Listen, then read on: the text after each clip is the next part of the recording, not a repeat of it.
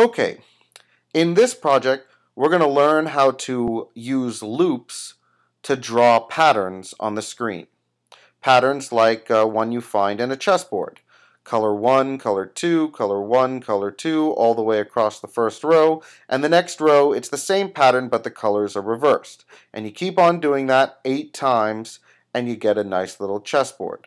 Now, you may not think this is very useful, but in fact, you see patterns all over the place. In chessboards, in games, classic games like Pac-Man, all of these pellets are laid out in a grid-like fashion. The bricks in Breakout, grid-like fashion, you're just changing the colors. And, these are classic games, these are before even my time. But you got to start somewhere, and if you learn how to program patterns, then you can program things or games like Halo. Now, you wouldn't think patterns like this are useful in Halo, but if you look at this floor over here, what is it made out of? It's a grid. And believe it or not, although the graphics are a little bit more sophisticated, the programming, the logic behind it, is as simple as these bricks, as those pellets, and as this chessboard. And that's what we're going to learn how to do in this project. And you find patterns all over the place. Look at this calendar right over here. Do you see how the numbers are laid out in a grid? Look at these icons. It's just one row, but they're spaced evenly from each other. Look at these icons. Same thing. So, this is very, very useful. It's very, very important, and it'll allow you to do cooler things later on. So let's get started.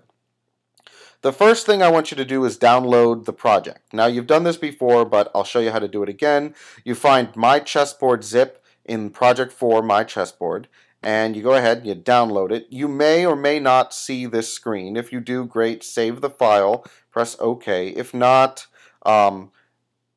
it might be different on your computer, but follow the instructions and it'll eventually download.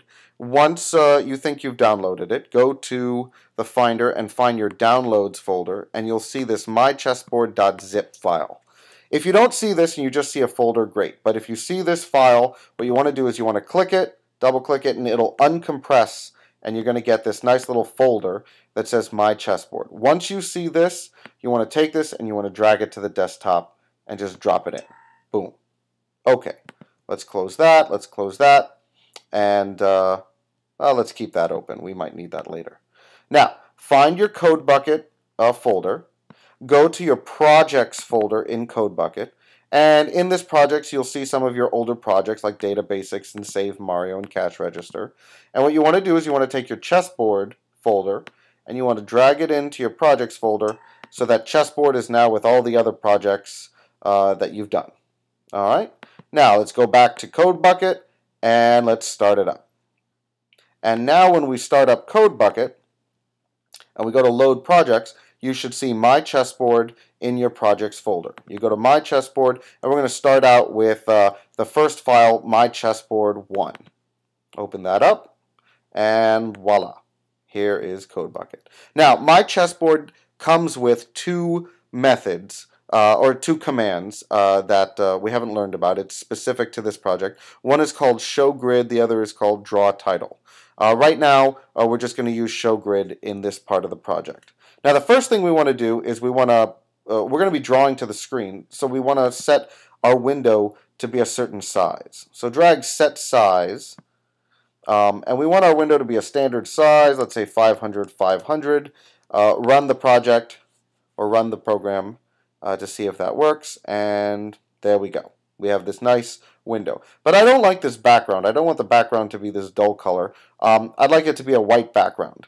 So what I want to do is I want to draw a rectangle that is the width of the window and the height of the window. And remember, all rectangles start at the upper left-hand corner. So I'm going to go to my display methods or commands, and I am going to first set the color. I need to tell the computer what color to draw. I'm going to go to my color wheel here, and I'm going to see, well, white is color code number 2. I'll put 2 in for the set color. And then I'm going to use this command fill rect, or fill rectangle. And as you can see, this command takes 4 numbers or 4 parameters: int x, int y, int w, int h. What do those mean? Well, you go to the documentation and it tells you what it means. What does this command do? It draws a solid filled-in rectangle. The color of the rectangle is dependent on the current color mode, which is set by one of the 3 set color methods. We set the color, and the 4 numbers that it takes is x, the x coordinate of the rectangle, y, the y coordinate, w, the width of the rectangle, and h is the height. So, I'm going to take this command, drag it in. Now, I want my rectangle to be, or to start at the upper left-hand corner of the screen, so at the origin. So x is going to be 0, y is going to be 0, and my width is going to be the size of the window. My height is going to be the size of the window, and there we go. Everything should work, right? I'm going to run the program, and guess what? Nothing happens. Why is that? Because I'm missing one command. This command right here, repaint. Repaint sends all of your drawing commands to the screen. What the computer actually does is it draws a picture off screen in what's called a buffer. And what repaint does is it sends all that information to the screen and displays it so you can see it. Now if you run the program,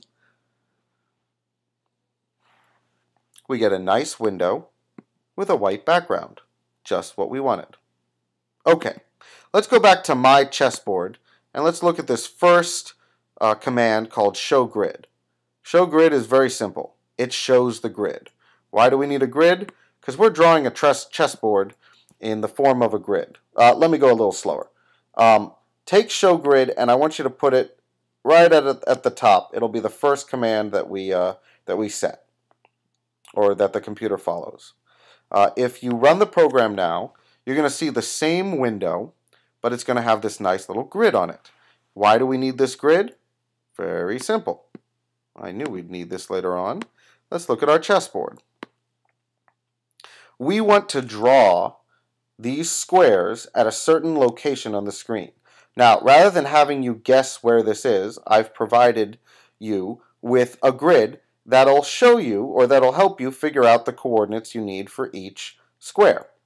So the first square, as you can tell, in the upper left-hand corner of this bigger square, is going to be at x equals 130 and y equals 130, this point right here. Remember, rectangles are drawn from a certain coordinate with a certain width and a certain height. As you can see, if this line is at 130 and this line is at 160, and this line is 130 and that line is 160, we can conclude that the width of this square is going to be 30 pixels wide and the height is 30 pixels high. So our first square is going to be at x equals 130, y equals 130, width is 30, height is 30. Let's try it. Now, remember, squares are rectangles, so we can use fill rectangle to draw this square. We want to set it to be a certain color. And notice I'm putting all of my commands before repaint. Repaint should be your last command because you want to send all of your drawing commands to the screen. Now, what color am I going to make my chessboard? You can choose your own colors. So I'm going to choose, the first square is going to be red, which is color number 6. And then I'm going to fill my rectangle in the shape of a square. I said my x coordinate was going to be at 130, my y was going to be at y equals 130, and my width was going to be 30 pixels wide and 30 pixels high. Now, I can run my program, and I should get this nice red square. And there we go. Here's the first square of my chessboard. Now, I want to draw the first row of my chessboard, so my next square is going to be at x equals 160 and y equals, well, if I'm drawing this row, y is going to stay the same, right? They're all going to be y equals 130. So my next square is at x equals 160, y equals 130, and my width and height stay the same because all of my squares are going to be the same size. Now, I want the color to change. I don't want this to be red, right? So now I got to pick a second, oops, wrong color method. Set color. You want the one with only one parameter. There's 2 other set color methods. Ignore those for now.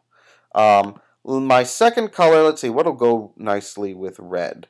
Well, black goes with red. So let's do that. Color 1, I'm going to fill my rectangle.